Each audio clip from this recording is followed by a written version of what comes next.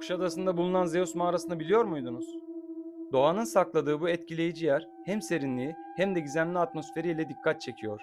Mağaranın içinde yer alan doğal gölet ilk bakışta yüzmek için oldukça cazip görünebilir. Ancak bu gölette yüzmek sanıldığı kadar güvenli değil. Zeus mağarası 2020 yılında heyelan riski nedeniyle geçici olarak ziyarete kapatılmıştır.